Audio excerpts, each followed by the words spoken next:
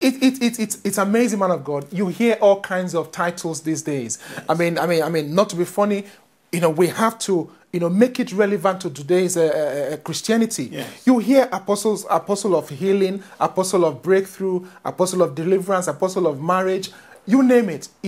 We have all the titles today. How wonderful it will be for Christians today to be able to discern those who are of God and those who are not. It's amazing that, these so-called false apostles were audacious enough to go in the midst of God's people. That's right. I mean, look at the introduction, Christ gave them here. Yes. He says he's the one who holds the 7 stars in his right hand. Yes. And he walks in the midst of the lampstand, yes, the golden lampstand. Christ is right there in their midst. His presence is with us. And false apostles are bold enough to go in their midst. Yes. That is why, again, as a local assembly, as a congregation, we must seek to have his presence. Because where his presence is, there's holiness, yes, there's truth. Deception, the lie, the falsehood cannot be sustained. Yes. You may try to use your willpower, your skills, your ability God would not allow. Yes. Somehow it will be exposed. So I'm not surprised to read, as you've rightly read to us, how they sussed them out. They found that they were not who they claimed to be. Yes. Particularly in this church we are today. Yes. This 21st century, internet-based, technology-rich, glossy church. Yes. Very colorful, very rich, and very well-read, very knowledgeable. Yes. We must be careful.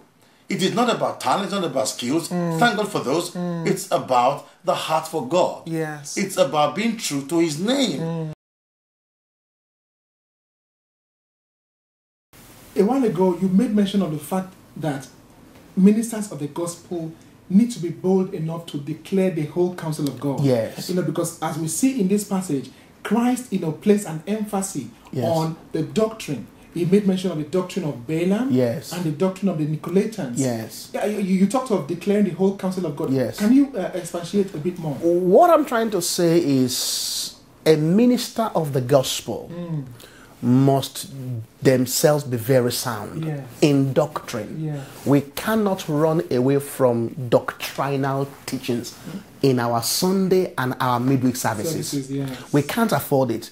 Everything we teach must be well founded on the body of truth as highlighted in the scriptures. Yes. And so whatever we're going to teach must actually be founded on the life, on the death, on the burial, and the resurrection, the ascension, the exaltation, yes, and the coming again of Jesus Christ. Wow. It must be founded, yes, on them. Yes. And for a minister to do that, they too must be well schooled and well taught in the word. Yes. And this brings me back to saying that ministers of the gospel must also be very, very careful what they teach. Because any kind of teaching that they bring up in their church will be received by their members, yes, will be acted upon by their members. Yes. When this happens, it will eventually determine their character. That is who they are. Yes. It will determine their behavior, yes, what they do. Yes. It will also determine their destiny, where they go, where they end up. Yes. Where they end up. Yes. So doctrine is very important. Like we read earlier on when Paul said, all scripture, yes, first of all, is given for doctrine. Yes.